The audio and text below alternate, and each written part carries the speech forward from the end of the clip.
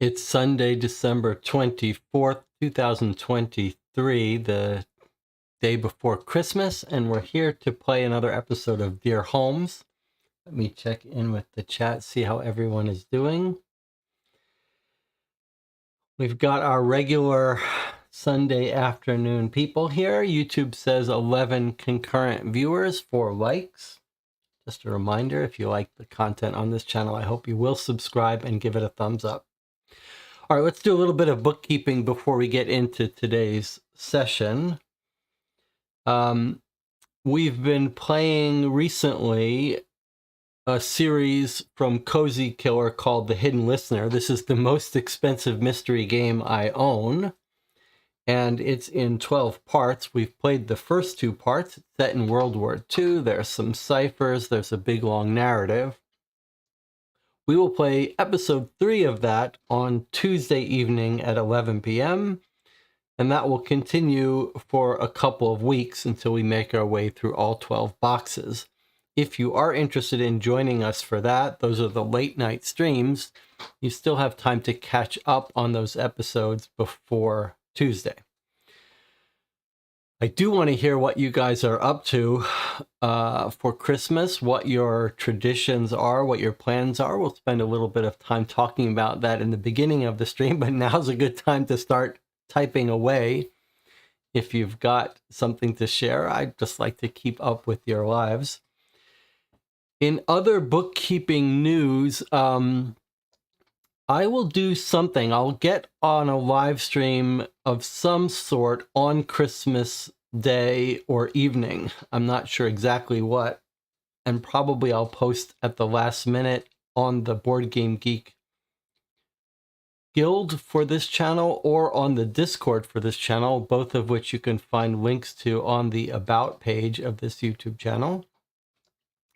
But we could play a Deadbolt Mystery Society game that's Christmas themed, or we could try to play something that's more of a comfort food for us. Maybe we could open up that Suspects box, play the first case, or we could open up one of the Sherlock Holmes Consulting Detective expansion cases from the West End Adventure, something from the 80s.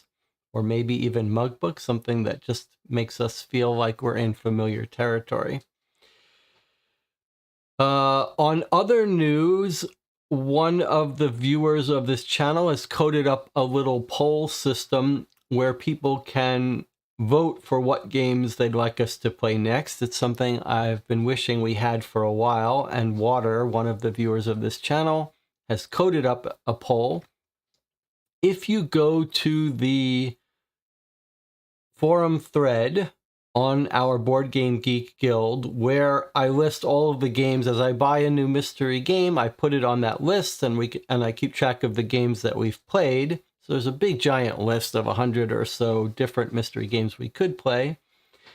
And now at the top of that post is a link to the poll where you can vote for what games you're most interested in playing. It's not super formal. You can vote for as many as you want. Just indicate which games you're most interested in. There aren't that many people voting so far, so your vote has an undue influence. It just helps me to know what games people are most curious about, and we'll probably try to schedule those a little sooner than others. What else should we say? On the high and low development front, those of you who have been following my efforts to create a new narrative detective mystery game, a little bit similar to Gumshoe, but set in New York City in the 30s. We now have a bunch of people who are chomping at the bit to start writing cases. I'd love if there's someone out there watching this. If you see this and you're interested in helping with the project, with art or writing a case, come by our Discord. Martinez Conradi, who's made a bunch of Sherlock Holmes Consulting Detective fan cases, has sent me the first draft of the first day of a playable case for high and low. And yesterday I played through it. It took about an hour and a half, and it works. It's fun. It's good. And we're just starting to play with some of the new mechanical ideas of high and low, and some of them are working quite well, which I'm very happy to see. So we're going to have a demo case that people can play fairly soon. It's pretty exciting. And I think the first cases are going to be the hardest ones. If you are interested in that and you haven't watched my developer diary, most recent one lately, that's the place to learn about the game and its status. There's also a thread on Board Game Geek and, of course, the Discord channel where we talk about and brainstorm lots of these ideas. Okay, let's check in with the chat and hear about what people are up to over Christmas. Rob says, celebrating Christmas today in Sweden, so I can't stay. We'll catch up later. Teresa says, Merry Christmas, having cinnamon buns for breakfast, opening presents. I came from a family that wasn't religious at all, but sort of celebrated different holidays from different aspects. We took the fun parts of the different holidays, and so we did open presents. We did have presents on Christmas and Hanukkah as well. And my mother had a system that I always liked, which is you can open one present on Christmas Eve. So I don't know if that's a common tradition. Those of you who have presents, do you get to open one the night before? I know what I forgot to say. It's been a while since we played one of these Dear Holmes cases. I have the letter. We're ahead of the curve now, which is good because we're not dependent on getting a letter each week. I have actually the full set of 4 letters. Those of you who are watching who subscribe to Dear Holmes yourself, you may have already played through this case if you're not waiting for us to do it here. So the good news is we'll have one every week. We won't have to worry about not having a letter. We'll continue to play these once a week. There'll be 3 letters and then a solution. But it's been a couple weeks since we played Dear Holmes because I did a developer diary last Sunday. And then before that, we were very lucky to be able to play through a custom improvised mystery, Sherlock Holmes mystery created by one of the viewers of this channel, Matt. We played through that for over a month and then had a little interview and talked about it. So I'm a little afraid that we've been spoiled because when we did that, we got to reply, we got to have some exert some control over the outcome. Here we're back to the standard thing. We just read a letter, we try to figure it out, and then we wait for the next letter. So let's try to appreciate what we have and not feel like we're missing out on the very rare special thing that we had that Matt C. created for us previously. Let's see, anything else? Jenna Cutliff says, me and my partner open our gifts on Christmas Eve. Oh, so you open all of them on Christmas Eve. That sounds fishy. What's the lore there? Do you have to explain in your mind that Santa Claus was busy and he stopped by early and gave you permission? Feels like you're supposed to wait until Christmas morning for most of the presents, at least. Perry says, the kids in the family open one on Christmas Eve, the rest in the morning. That sounds like the way it should be done to me. What else? Does everyone have a big tree with lights and everything? Macon Weary says, Christmas Eve presents is a solid North Central Europe thing. I see, okay. You mean all presents on Christmas Eve? That sounds like Christmas Day has got the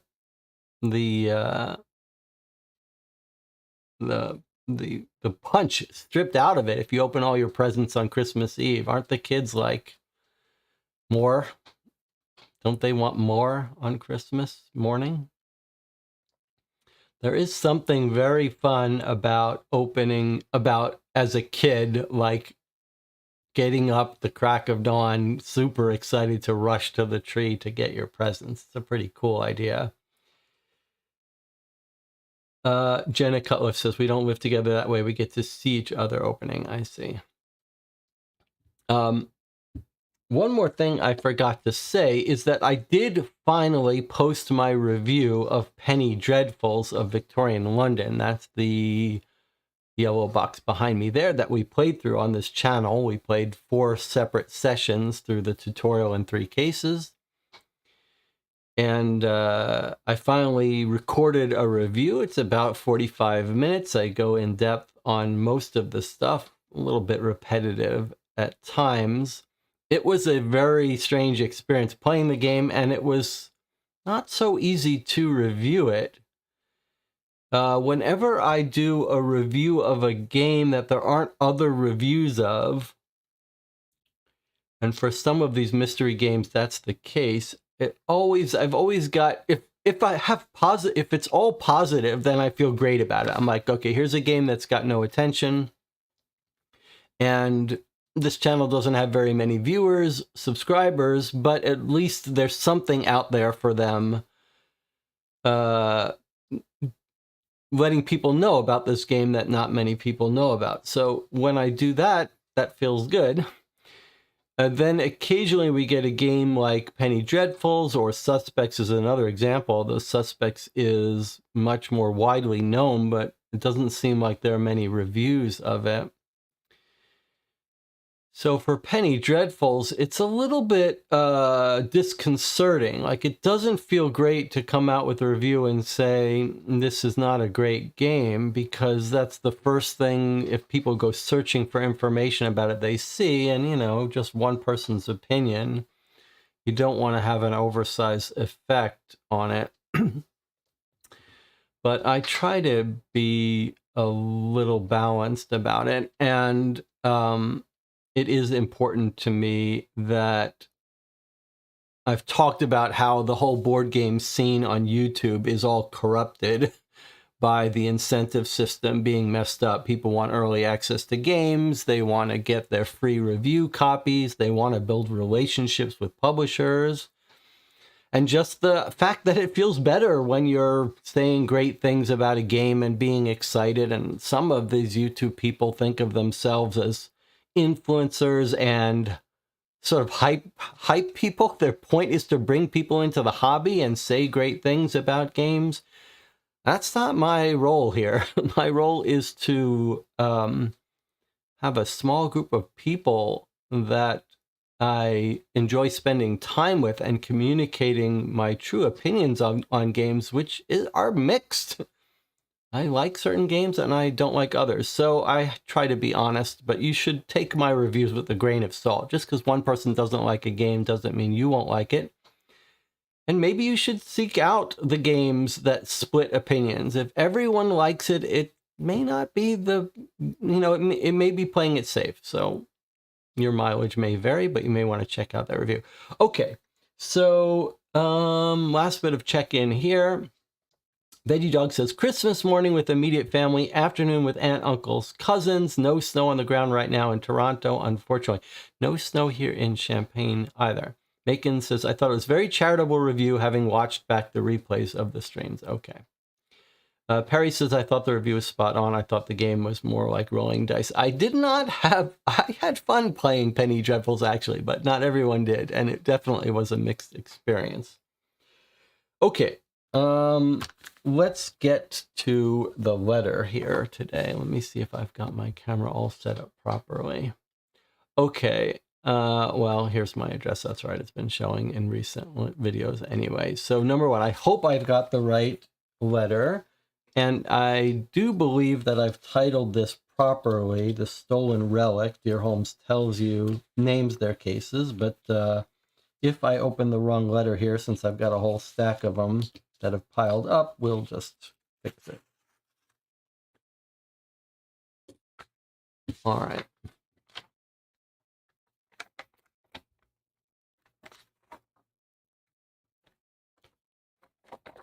All right, well, it is a letter from Watson. That's what we expect on our first letter.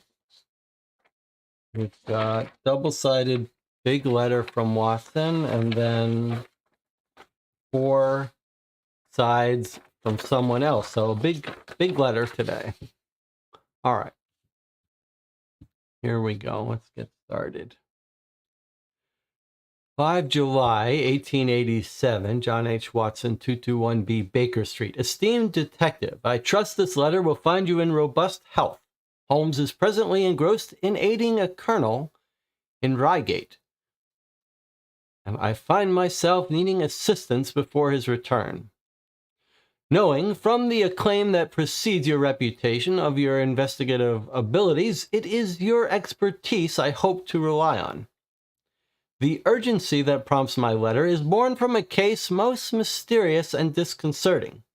Lady Anne and Sir Henry Bellamy of Oakvale Manor are in pursuit of a missing artifact and perhaps a thief. The revered item, a diamond-bearing reliquary containing the finger of St. Efford, was to be displayed to the public on the Oakvale Chapel. In the Oakvale Chapel. Alas, it has inexplicably vanished. Lady Anne is disconsolate, for doubt has darkened her husband's view of her. Sir Henry is, as she suspects, wary of her, but also fears for his life, claiming the artifact is cursed. If you are willing to help, then please first regard the enclosed missive sent yesterday by Lady Bellamy. Sir Bellamy has also conveyed additional particulars today, which I shall transcribe for you on the reverse of this letter. Once you have reviewed those documents, I would appreciate your thoughts on several pertinent queries weighing upon my mind. 1.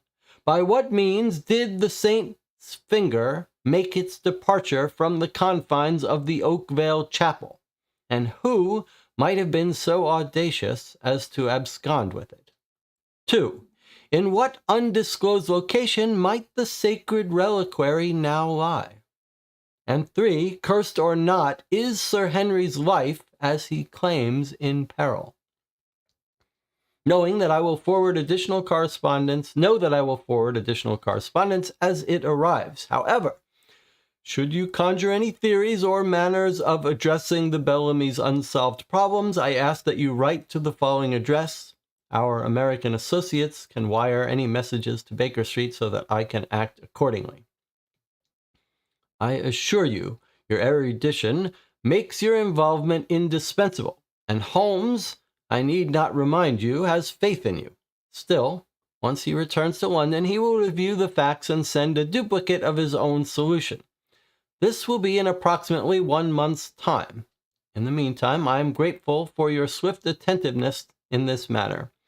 Your insights are anticipated with great eagerness, and I harbor no doubt that together we shall illuminate the shadowed corridors of this mystery. So a reminder, if you are just joining us for the first time for a playthrough of Dear Holmes, it's a subscription service. You get a letter each week. The new system is 3 letters of this case, followed by a 4th letter from Holmes explaining the solution. You can see Watson has charged us with what we're trying to figure out over the course of these 3 letters. And the way that this company works is, if you can figure out what's going on, you could write your solution to them, to this company, Dear Holmes. And at the end of each month, they pick one submission that they think best solves it and writes their solution in a language that befits the Arthur Conan Doyle writing style. They pick that, they have that becomes the featured detective of the month. Maybe they send you a little plaque or something. All right. And this was pretty well written, I thought. All right, so here's some additional letter being passed on to us from Sir Henry Bellamy. We played a Sherlock Holmes consulting detective style case called Burglary at Bellamy's, written by a fan-authored case. That's very good. It's freely available. You can find it discussed on my roundup of my top 5 favorite Sherlock Holmes consulting detective fan-made cases. You can find that on YouTube. All right, let's read this second half of this letter. 5 July 1887. Dear Mr. Holmes, it is with gratitude that I learned my wife wrote to you concerning the dreadful situation at Oakvale. My own inquiries have led nowhere, and the police inspector assigned to our case is giving it little regard, so I too am writing to you. My hysterical wife has no doubt wearied you with a recitation of the events that occurred at our manor, yet I insist that you give proper weight to my observations, for, as befits the manly eye, they give the clearest sense of what has befallen. When I allowed the reliquary to be displayed for the good of the poor, I knew it was folly, a tempting of fate. Yet I relented because Annie pleaded, and indeed claimed it was an act of charity. Now it has been stolen, and I fear that the culprit is undoubtedly someone close to me. Please consider the following observations. First of all, I do not believe that the key to the Oakvale Chapel could have been used for this theft. After locking the saint's finger inside, Annie and I shared a meal as the sun set, and I retired for the evening. A spoonful of Ayer's sarsaparilla, which has made me sleepy of late, and the sound of rain, had me snoring in seconds, but nobody could have taken the key without disturbing me. In fear of that very real possibility, I had bound it tightly to my wrist with a cord. Had anybody attempted to unwind the cord, they would have woken me, and had they not, they surely would have done so when attempting to replace the key that night. The latter would have had to occur, for I woke with it still tightly bound to my wrist. Its impression remained for nearly 12 hours. My second observation concerns the inspector who visited my manor. The inspector, Andrew Mercer, did nothing but assault me with questions. My head still aches. He wished to know the age of the chapel and the relic, and wanted to know every detail about the saint's finger. Was it merely tin and paste, truly made of silver and diamonds, and so on? I answered each question, telling him that the Bellamy family has been here for 700 years, and that the gems were genuine. Then he asked of the artifact's insurance, and if I was looking forward to it. I could no longer restrain myself from defending my name. I am the lord of this manor, not a conniving thief, came my answer. And this is a grave matter. If the reliquary is not returned, I will perish, just as my brother did. On hearing this, he chuckled.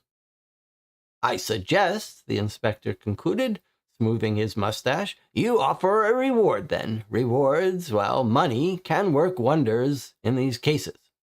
As rotten as my finances are, I agreed and asked how much I should offer. He shrugged. Well, perhaps 1/3 its value.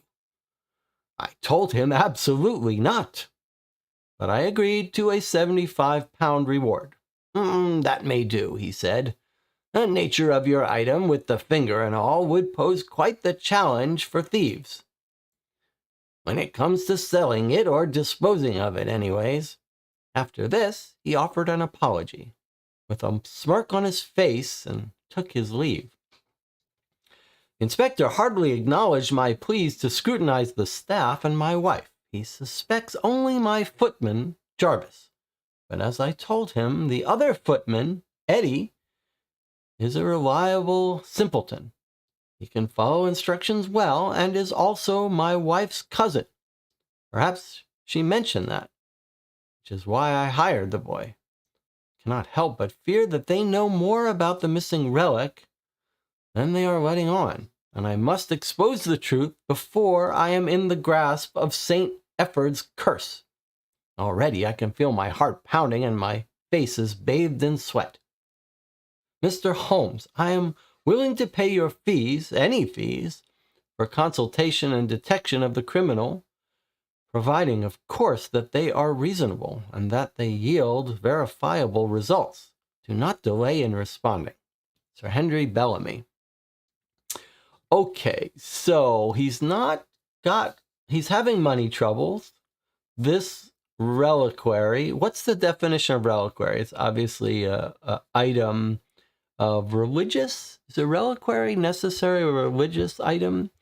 It's got gems and jewels. It's probably worth quite a bit.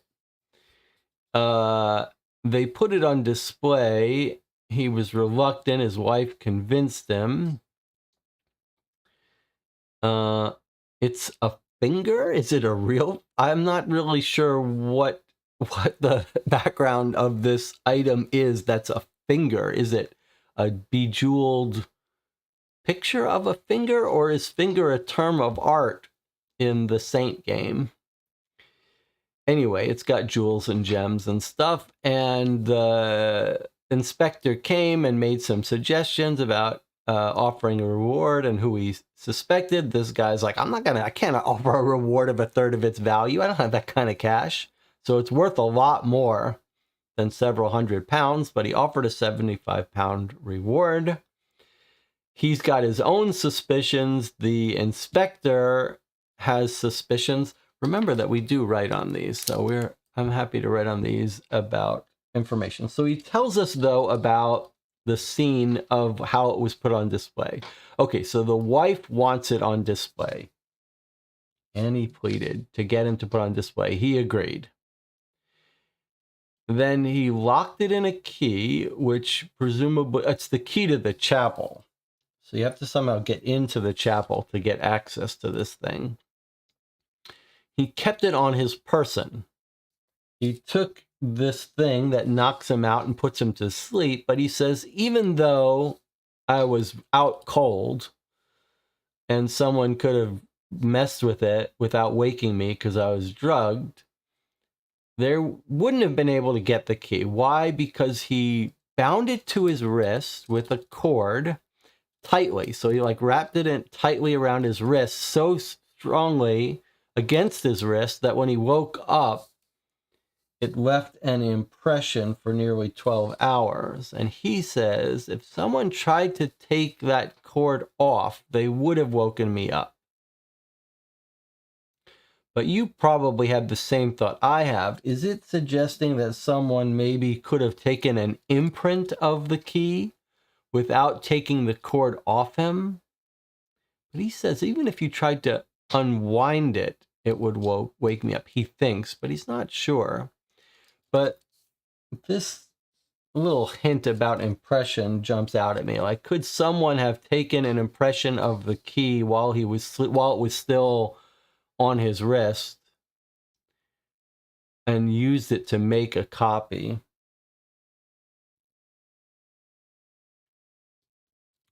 So that's one idea. Okay. Now, do we know anything about the timeline here? He tells us about the finger. It's been in the family. He says he believes in this curse. And he says this curse actually got his brother, right?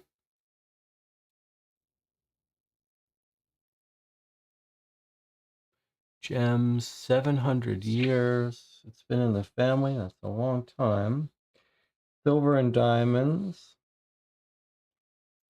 And then he says, where does he say his brother was a victim of this curse? Brother. Okay. All right, let's see any observations the chat has. Okay, did someone drug him? It's an actual bejeweled finger, says Macon. Harry says he didn't answer the question about insurance. Did I miss that? Did I skip over something? I knew the detective asked him about, and the detective was suspicious that he's going to claim the insurance. So let's see. He asked about the artifact's insurance, and if I was looking forward to it, I could no longer restrain myself from defending my name. So, but that's a good point that he didn't actually answer that question about whether it has insurance on it. He mentioned some other people, his footman, Jarvis, and then the other footman, Eddie, is related to the wife. And what's the name of the detective here? Andrew Mercer. All right.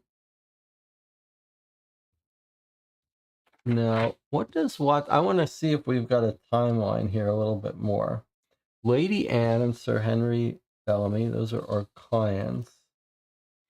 Diamond bearing reliquary displayed to the public. Was to be displayed. So it wasn't yet displayed. It was about to be displayed. The wife is upset because the husband now suspects her, or at least maybe her relatives. Sir Henry, she suspects, is wary of her. How was it stolen? Where is it hidden? And is his life in danger? Those are our 3 questions. Okay, those are nice questions to have to work on. Any other thoughts from the channel? The curse is you die if you lose the finger. We don't know, but DJ Moneycut makes an interesting point, which is that if this curse got his brother, but they still have the finger, what does that mean? What is the story? What happened to the brother? Did they lose the finger, and did they get it back? DJ Moneycut says a reliquary is a container for a relic. Okay. Reliquary is a container for a relic. And then someone from Russia or a Cyrillic language says, Copa says, did you ever play Vincent van der Zwag's trilogy of fan cases for Sherlock Holmes Consulting Detective? I have just finished the last chapter and it was an amazing experience. Well, that's a great question. It's on our to-do list. Jonathan Warner has been poking me, telling me we need to play it. We were even thinking about playing it over Christmas, but we went with the Hidden Listener instead. We are absolutely going to play that. It's nice to hear that it was good. If you're curious how our playthrough differs from yours, I hope you'll keep an eye on the channel and join us for it, or join us afterwards. And Tina says, where was the relic located before it was stolen? I guess he says that it was in the chapel being set up to be publicly displayed, but not yet. So let's see. He agrees to allow it to be displayed. He says, he doesn't give us too much of the details yet. He just says it's in the chapel and the chapel was locked. He's also got a rather dim view of the female sex. He's like, my hysterical wife has given you the details. Okay, well, we still have the letter from the wife. I think she's going to give us the details. We still have a big piece to read, so we're going to get details now. And he thinks the manly eye has the clearest sense of what has befallen. All right, so pictures of reliquaries online are fancy gold boxes. Okay, so maybe we're going to hear it was in a fancy box. All right, let us read the next part of this. Maybe we're going to answer some of those questions. Oakvale Manor, Bournewood, Surrey. 4th day of the month of July, 1887. So she's got some nice, I think this was written by, yeah, this is from Lady Anne. Lady Anne has some very nice stationery. Dearest Mr. Sherlock Holmes, my sister became an admirer of yours when she learned of the awful mess involving the Roylotts some years ago, and your part in bringing forth a resolution. Since then, I have heard countless tales of your keen wit and fine sleuthing, to use my sister's own words. It is this reputation that brings me to you, sir, for I implore you to assist me and relieve me of a distress that is almost unbearable. A relic of great historical value has been stolen from our estate, and my husband, Sir Henry Bellamy, holds me responsible, not only for the missing relic, but for the misfortune he ardently believes will befall him as a result. The object, his family claims, bears a terrible curse, and Henry blames it for his recent illness, which he fears will result in his death. Lest you think I am hysterical, allow me to describe in calm and measured words what has occurred. Our manor, which is called Oakvale, is perched upon a high hill just west of Tilford, overlooking Black Lake and Waverley Abbey. The Bellamy family is an old one, and among the items in the family's collection of historical oddities is a reliquary known as the Saint's Finger. It is a narrow silver cylinder, just 2 inches long, decorated with a number of diamonds, and is said to contain the right forefinger of one Saint Efford. So it is a container. That's what makes it a reliquary. It's like a cylinder, but it is said to contain the finger of Saint Efford. Okay, makes complete sense now. Look at this stationery. What is this? Like a bowl? This is more tree stuff, like a nut. Nut. Okay, she continues. Over a month ago, I suggested to my husband that he might allow the Saint's Finger to be placed on display, to help draw attention to an event for the Farnham Ladies Guild. I am a member, and to play our part in poor relief, we are hosting an authentic medieval bazaar. Sir Henry was most reluctant at first. There is no need to place our family's sacred object before the vulgar masses who might try to steal it, he snorted. But I kept pleading my case. I explained that if enough people attend and contribute funds, the guild will be able to fund an almshouse for Tilford, not just a new one in Farnham. People will be thrilled at the opportunity to see the Saint's Finger, and even if they don't enroll their names in the subscription list, they are sure to bring along gifts of kindness, I told him. The Bellamy name would be remembered with dignity and honor. To this, he had a more favorable response, though he insisted, we should receive a percentage of the sales for displaying my family's artifact. After much debate, he acquiesced to my idea on 2 conditions. The first, that I would strongly advocate for the guild's new almshouse in Farnham to be named after his father, Harrison Bellamy II. And the second, that the relic would be displayed only within the walls of Oakvale Chapel, a confined ancient structure which stands at the end of a narrow path just a stone's throw behind the manor house. He felt it could be safely kept under watch in that moldy place, which has but one heavy wooden door to which he carries the only key. Since coming to this agreement, I have been preparing the chapel for the relic with my maids, Flora and Jane. Yesterday morning, I instructed them to clean it thoroughly and to fashion a pillow for the object out of purple satin. All right. So, very cool so far. So she's trying to help the poor. He's trying to finagle a little bit of money since they're short on cash and some respect for the family. He wants the almshouse, the house for the poor, charitable house, to be named for his father. She's continuing. Wow, double-sided stationery. Pretty fancy. Just before luncheon, I inspected their work in the chapel. They were covered in dust, for the chapel had not been used in almost 20 years. It contains nothing except a rough stone altar, a few wooden benches, and one large tapestry depicting the Judgment of Solomon.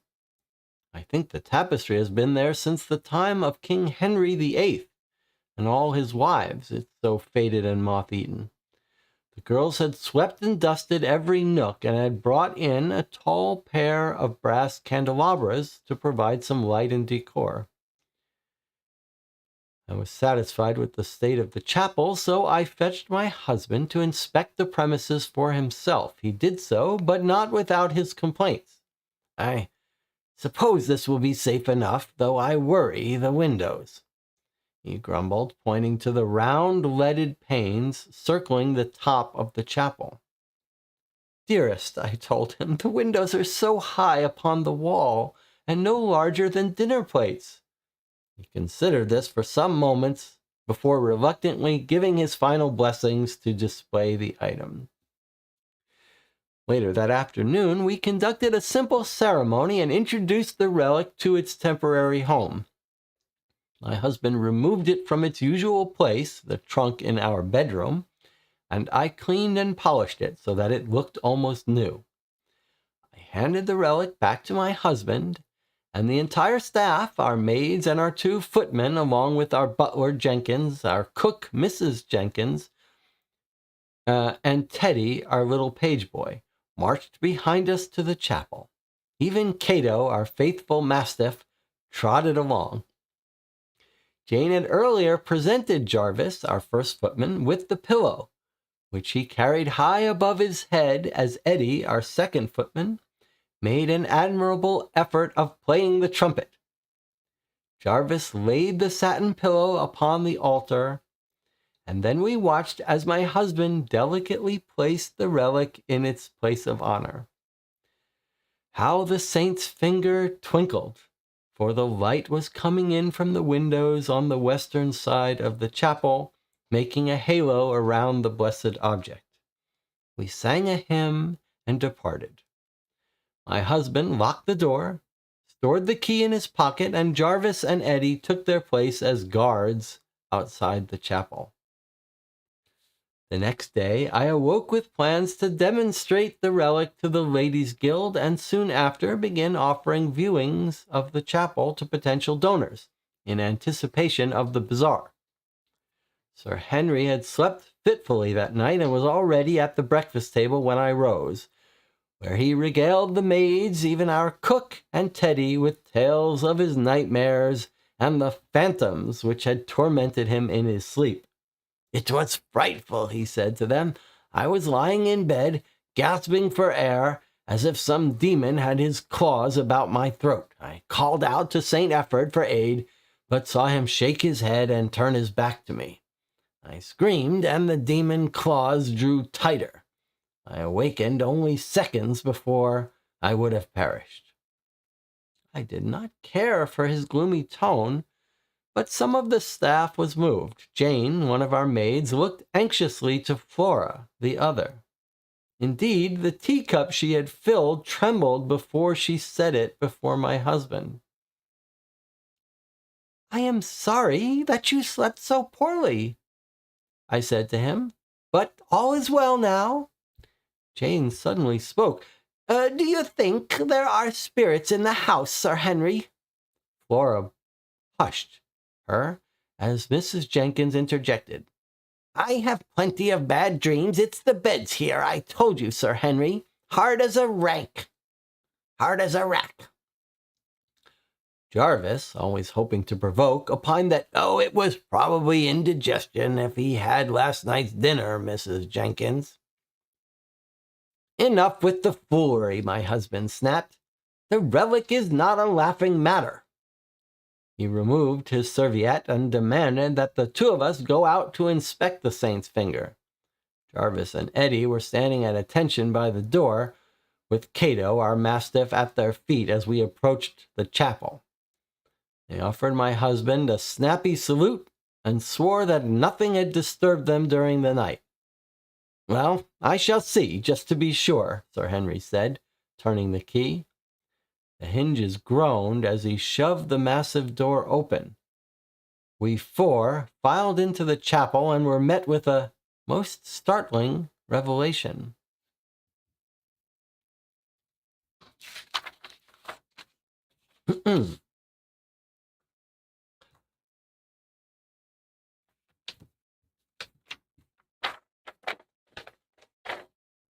Atop the purple satin pillow was nothing beyond a small depression where the saint's finger had been placed the afternoon before. My husband began to shake his fists and curse. It's lost! Now all is lost, lost! Dear Efford, what have I done? I started to feel faint as I realized it was truly gone, and staggered back. Only half conscious, I tripped over one of the benches and tumbled to the floor. Eddie scooped me up and carried me back to the house. Once we were inside, I asked him if he had told us the truth.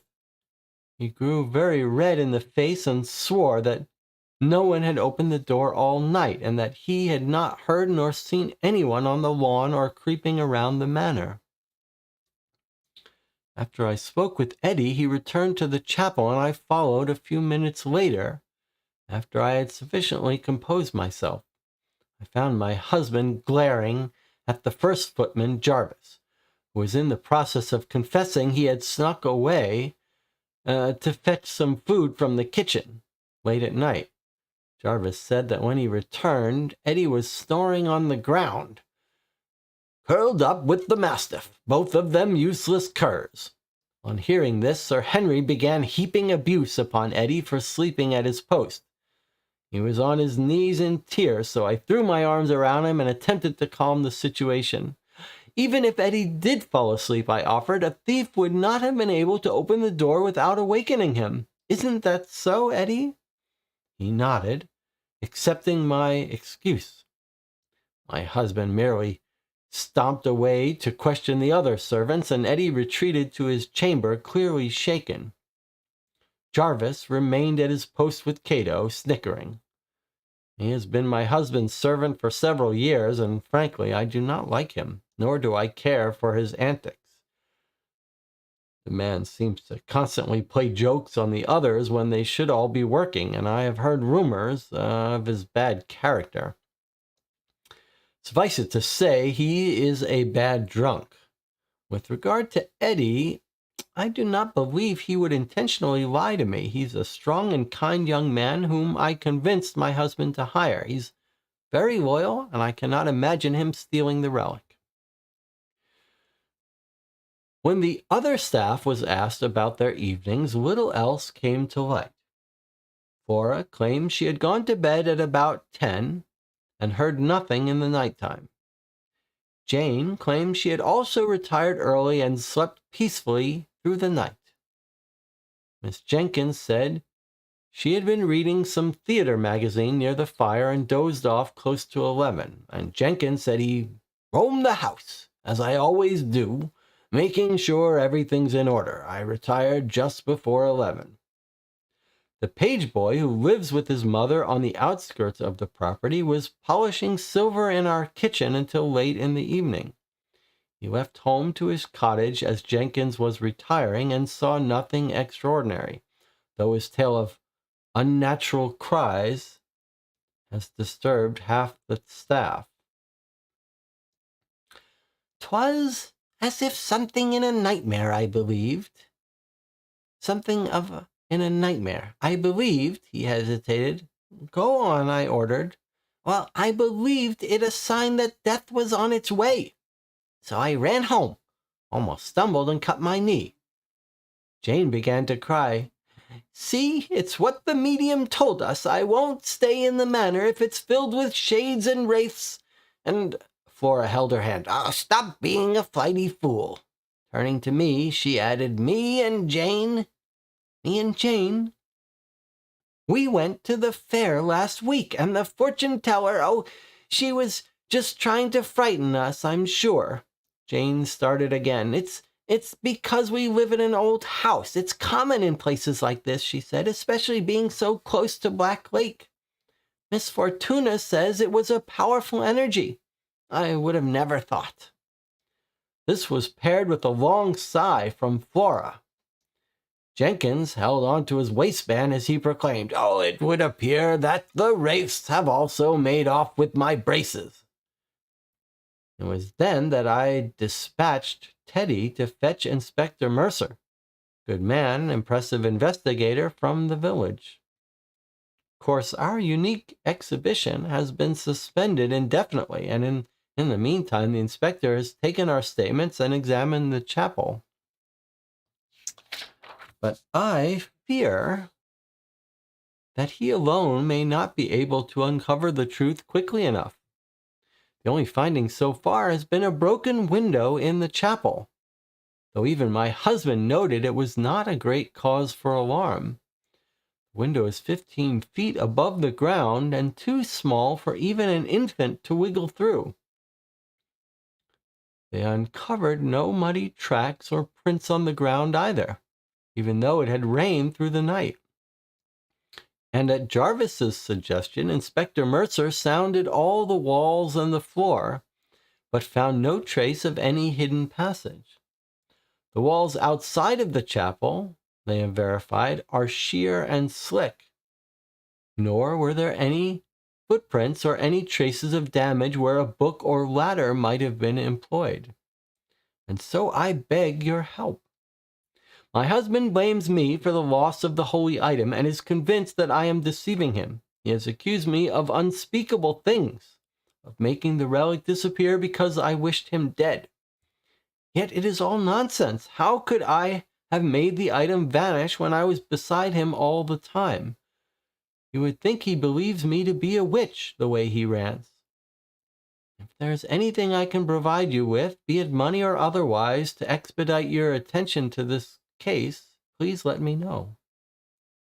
Until then, I leave you with some final bits of information, which should help you understand the importance of the saint's finger and my husband's somewhat ill-proportioned fear of losing it. As stated, the object is said to hold the finger of St. Efford. He was a pious cleric who served as the Bellamy family chaplain from 1234 to 1259. The day of his death, he was set upon by brigands on a path close to the manor, and his cries brought the Bellamy men to his aid, but by the time they reached him, he had succumbed to his wounds. His finger, said to have been severed by a villain's sword, was retrieved from the ground by the youngest Bellamy brother, Wilford Bellamy the First. Efford was buried in the village church the next morning. His finger, however, was enclosed in silver and retained in the Oakvale Chapel. Over the generations, it was said that if the relic should ever be lost or stolen, great misfortune would befall the Bellamy family. And indeed, during the Regency, the item was stolen, and while it was absent, 5 heirs perished of plague. My husband's father retrieved the relic in 1840, just before he too was struck down by fever at a young age. I sometimes think the saint remains offended, for sadness has continued to stalk our halls, and the Bellamy fortunes did not flourish even after the relic's return. My husband's mother passed in 1852 of consumption, and his only sibling, his elder brother, perished in a riding accident that same year, while he was a student at Oxford. Sir Henry's last wife died at an early age as well, before being able to gift Sir Henry with an heir, and God has not seen fit to grant us children either. You will now better understand the extent to which my husband, a great believer in curses, is now inconsolable. Please, Mr. Holmes, you must advise me, and soon. Sincerely, Lady Anne Bellamy.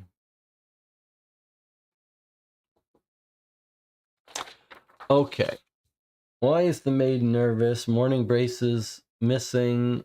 Yeah. Okay. So let's go over our document and highlight stuff that jumped out at us. Okay. So clearly the wife is not involved in this threat. She's contacted Holmes to solve it. So she's clearly innocent, but we got a couple other people.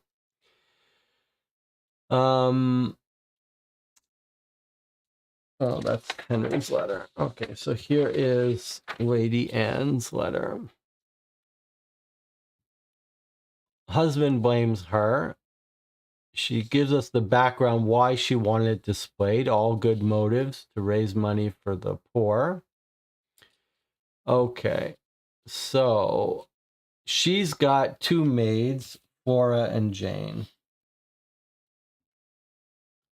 She tells them, clean out the chapel because we're going to show off the reliquary there. She inspects their work. The place hasn't been used in 20 years. It's full of dust. She describes the interior. It's got an altar, some benches, and a tapestry, a large tapestry. It seems like maybe someone could hide behind that if someone wanted to hide in the chapel.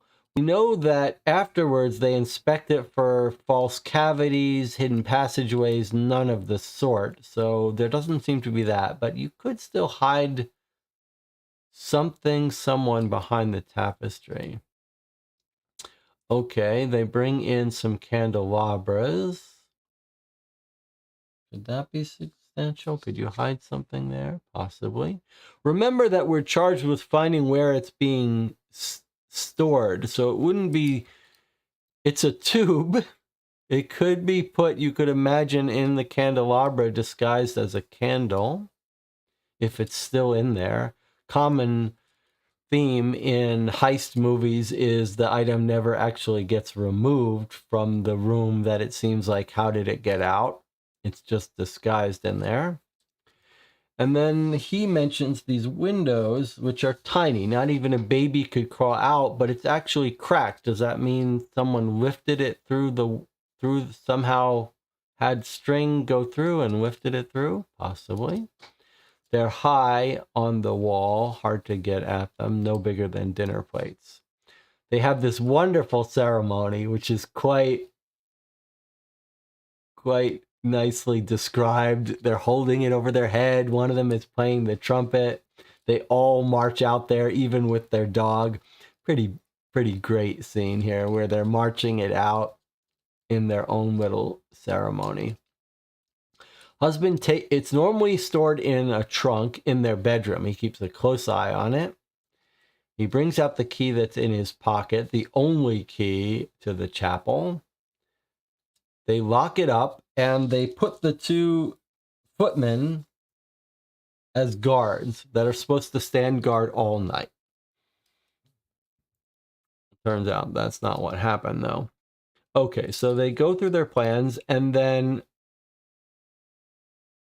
I see it was Teddy that had nightmares. I read it as if the husband had nightmares, but it was the kid that had nightmares. Okay. So the kid had trouble breathing. Is that right?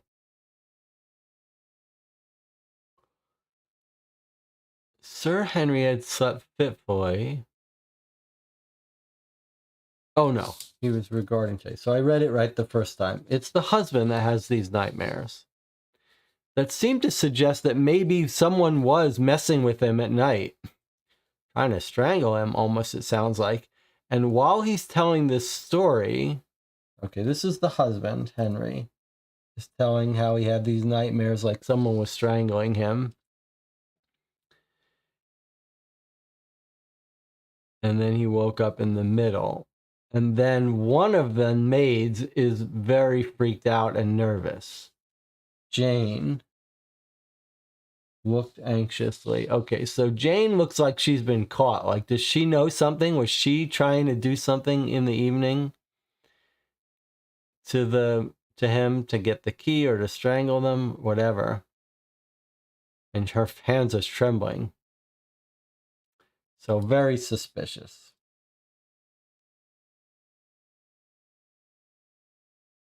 Right? We all agree. Then Jane suddenly speaks. Do you think there are spirits in the house? She's trying to throw off her, distract people. There are spirits. And then comment about bad dreams and the bed's like racks. There's a joke about the cooking being bad.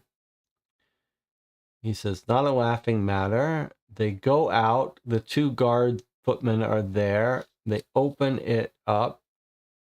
The hinges groaned. Have we heard about the missing braces yet? No. Okay. Then they go in and it's missing. Then she staggers, she trips, they catch her.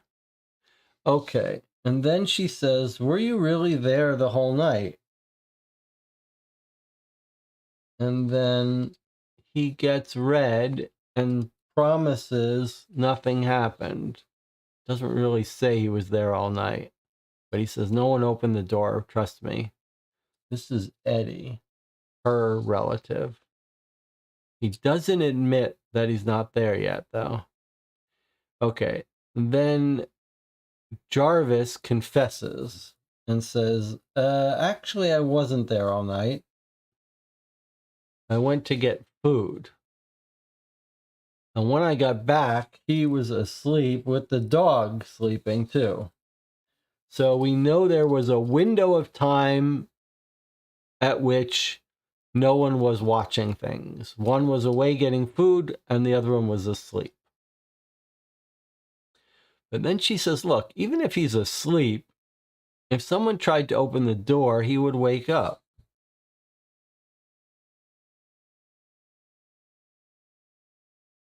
Unless he was drugged too with the food.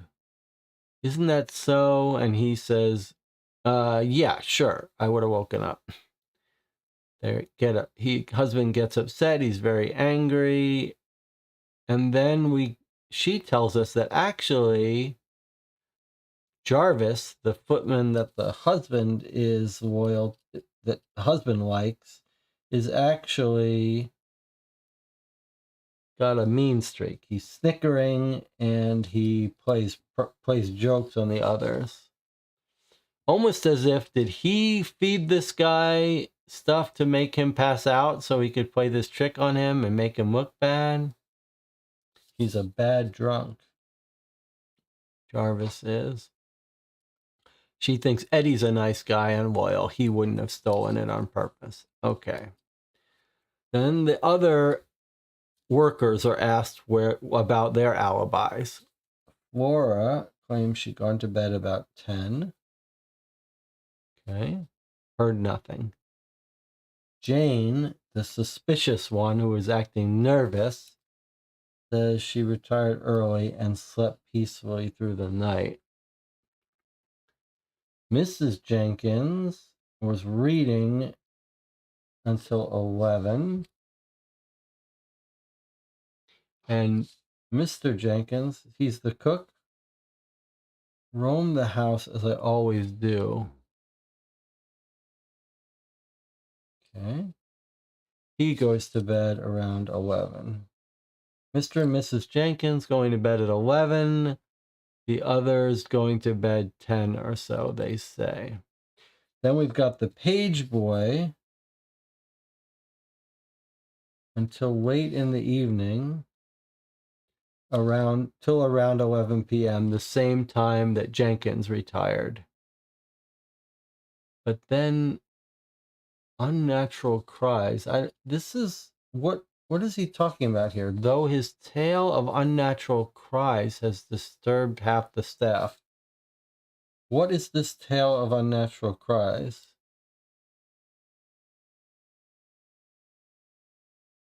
Oh, here he is. He's telling it here, I guess. He says, something in a nightmare. I ran home. Okay, so he heard it at the manor, I guess. He heard it there at their house. He heard some cry that death is on its way, and he ran home. And he's being paranoid about it. And then Flora says, stop being a flighty fool. Me and Jane, we went to the fair last week and the fortune teller was trying to frighten us. So it's possible that Jane has just been super nervous because she got spooked into thinking there's spirits in the house. And that's why she was so nervous when she heard about the nightmare. About wraiths and stuff. Okay. Then the inspector comes and he looks around. He's a good man, but She doesn't fully trust that he can solve it. And they notice the broken window in the chapel 15 feet above. And then they do a good investigation, very helpfully. They go all around the place. They can't find, and it rained, but no muddy tracks. I mean, that's pretty convincing. No muddy tracks or prints on the ground. No trace of a hidden passage. They looked. Very hard to imagine scaling up the 15-foot walls of the chapel. They're clear. They don't have any scuff marks on them or mud. No footprints. And no damage where a hook or ladder might have been employed. No sign that anyone climbed up to the top of the chapel. Possibly the broken window was there already. They seem a little unsure, but this is paints a pretty convincing locked room mystery case that no one climbed up the walls, no one used a ladder, no hidden passages. Makes you think that maybe it, well, not sure. Husband blames her. Then she tells us the history. It was stolen once and then retrieved. That answers our question from before. Not much. Sir Henry's last wife died. They never had children. There is our case. Let's check in with the chat. I find this very compelling. One of the more compelling cases we've had from Dear Holmes. Very well told. Let's see what the chat says. Oh, missing braces. Yes. Why did I not... where was that? Let's make sure we find that. Yeah. Okay. So they tell us about seeing the fortune teller. And then Jenkins held onto his waistband and says, "It would appear the race have also made off with my braces." So the braces are, for those of you who don't know, they're like suspenders. They're holding up his pants. Now, that's interesting because you could imagine the braces are like a stretchy elastic cord almost, piece of fabric with the clip on the end. So you could imagine you could use it to sort of clip something and have it spring through the window 15 feet up. Although it's hard to imagine braces stretching 15 feet. But you could imagine a scenario where you use a brace goes over your shoulder and clips onto your pants on the front and back to hold them up over your shoulder. So you could imagine like someone in the chapel clipping it onto the item and then someone pulling it through the window in the roof. You would need two people, one to clip it on and one to pull it from through the thing. You couldn't use the braces alone, but braces attached to a string could be used to grab it and then pull it up through the window. All right, let's look in the chat. Sir Henry's still the only one with the key. That's a very good point. Veggie Dog says, presumably the dog would have been awakened by the squeaky chapel door. Mark says, there's no way for anyone to enter the locked room. However, there was a broken window. Perhaps a bird flew in, saw the shiny object on the pillow, snatched it, and flew off to his nest. That's an interesting, shockingly realistic scenario. Birds do like shiny objects. It's not uncommon to find that crows and stuff are collecting shiny objects. In fact, there's some fun YouTube videos of like a girl who befriends the crows and they bring her little sparkling pieces of glass and stuff. Harry says, hard to think braces in the 1800s had any stretch. Okay, yeah. Forget about the stretch part of it. I think it's ridiculous to imagine it stretching through the window, but you could just imagine using the clip to hold something on. What was the item made of? Could it be something magnetic? Attach a magnet to the braces?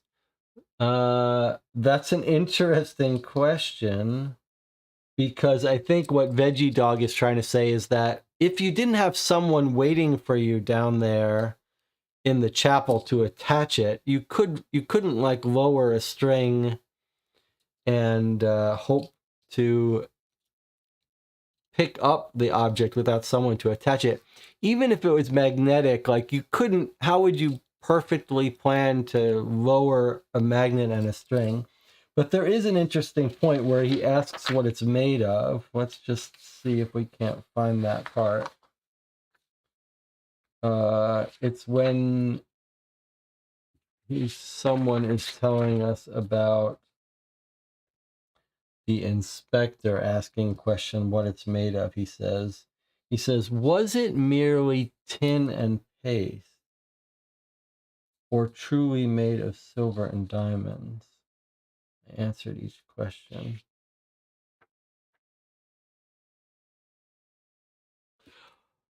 A very interesting case. So let's think about a couple things. If you went in the door, you could just take it and leave.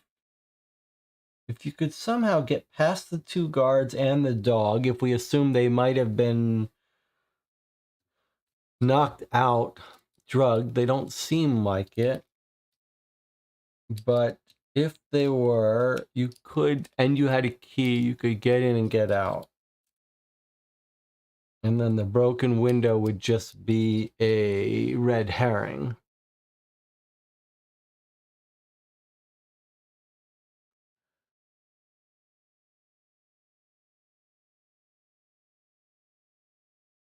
I still like the idea of taking it and leaving and not ever leaving. Like if you were someone hiding out in the chapel and you take it, you hide it in the chapel, and then in the commotion, when the people come in the morning and discover it gone, then you leave with it. Right? Imagine a third party, not one of the family or servants, is planted in the chapel after the cleaners are there behind the tapestry. They lock it up. That person comes out from behind the tapestry, takes the finger, hides it somewhere. I guess they wouldn't have to hide it. They could keep it on their person if that was the plan. And then in the morning, they come, they see it's missing, everyone panics and leaves, and then you just walk out. McKinley says, did it definitely go into the chapel in the first place? Yes, it did, because they had this whole ceremony where they brought it in on the purple pillow, they laid it down, and then the husband locks the door after them.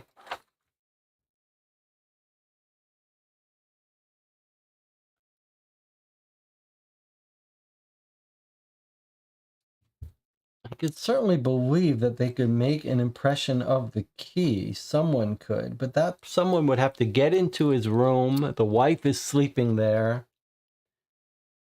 And I believe the wife is innocent. So I think that they didn't make a copy of the key.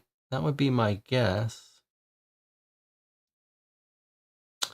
Macon says, did it definitely go into chapel? It was on the pillows held high in the air. Yeah, but then they bring it down and put it in. I mean, we can check that part again.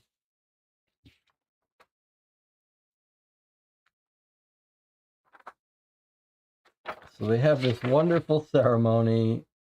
We watched as my husband delicately placed the relic in its place of honor. And then it twinkled, so they saw it.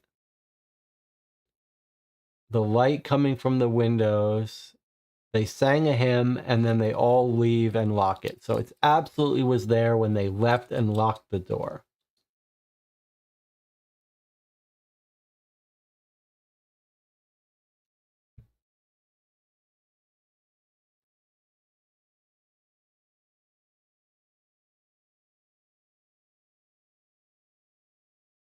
The large tapestry.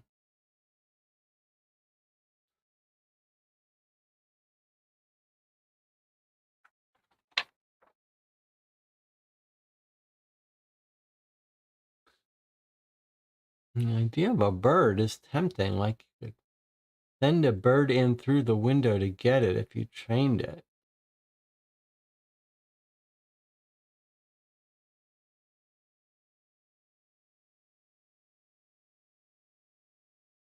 I want to see if she spread the word to other people about this so other people would know about it. A month ago, she suggests it. After much debate, he acquiesced. And he says, here are my conditions. I want you to tell people.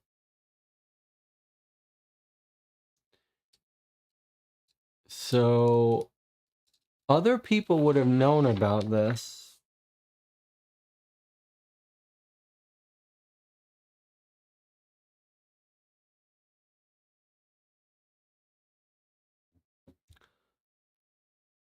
I like the bird idea, to be honest. Send a bird in to get it, pick it up, and bring it out. You have to have a trained bird. How would you train the bird to, how would you tell the bird where to go?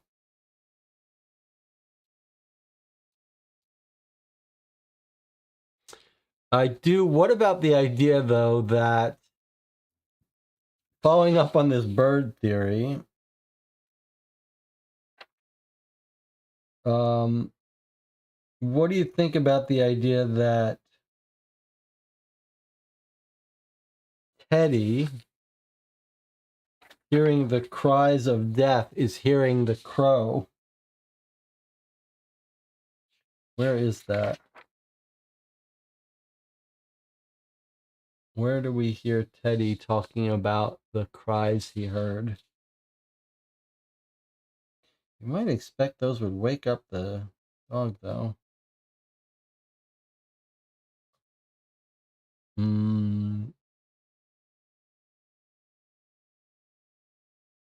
Let's see. He tells us he had his nightmares, phantoms, lying in bed, having a hard time breathing.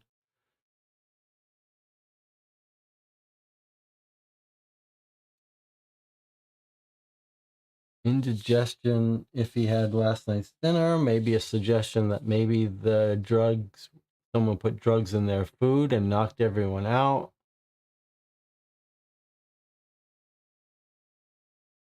Hinges groaned. Where is the point about the kid saying he heard cries? I want to find that.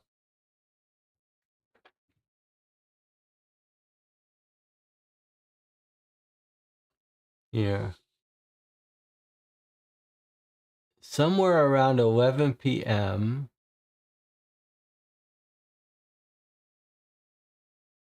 unnatural cries. Page boy on the outskirts of the property was there until late in the evening. He left home to his cottage as he was retired and saw nothing.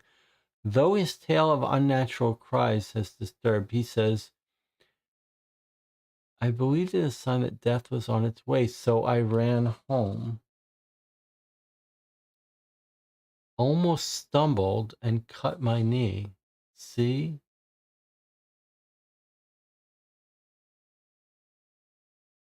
So he hears some cry at around 11 p.m. and runs home. Went to the fair. Fortune teller frightened us. She said it's because you live in an old house, place like this, so close to Black Lake. Miss Fortuna says it has a powerful energy.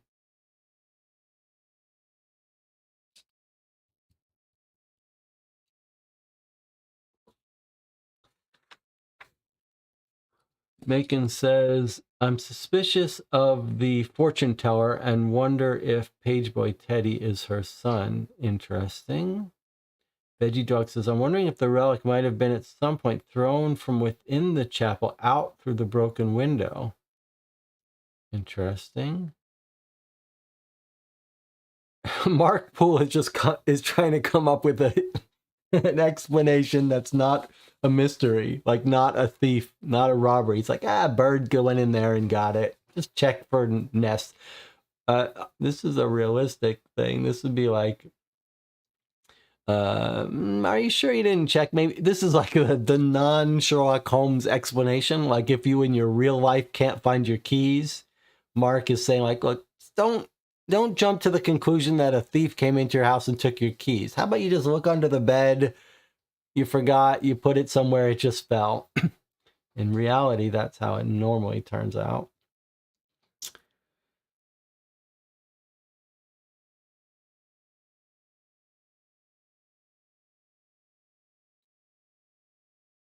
Boy, though, if it was a bird that went in, you'd have to have one well-trained bird, and there wouldn't be much for us to figure out.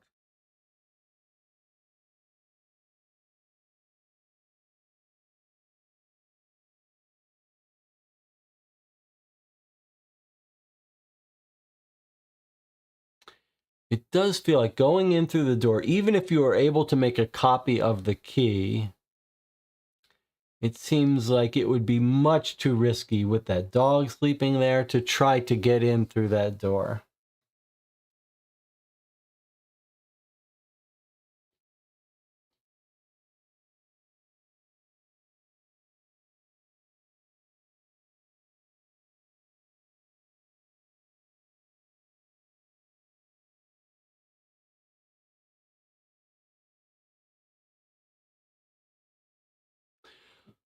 Well, we can't solve it now.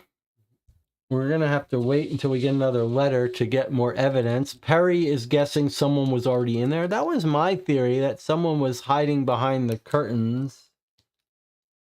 I like all the double explanations for things, though. Like that, the maid seemed very suspicious, shaking her hands when the guy was telling her about the nightmare. But then we learned that she is superstitious, so maybe she's just freaking out about the idea that there are spirits and stuff.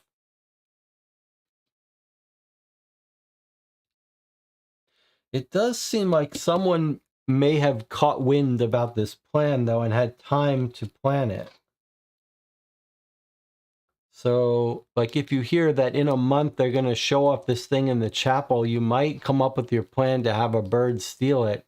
You might have time to get your trained bird and teach him how to go in and get it. You'd have to break the window, though, right? The bird is not going to break the window. Clearly, the broken window is key to this, because you wouldn't, that window couldn't have been broken all along. Surely, otherwise water would have gotten in and stuff. So clearly the window is our key here.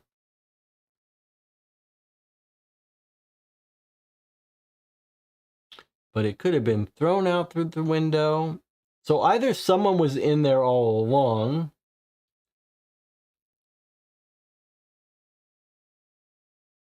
or someone breaks the window and a bird goes in. Wouldn't you be worried about making sound from the broken window, though?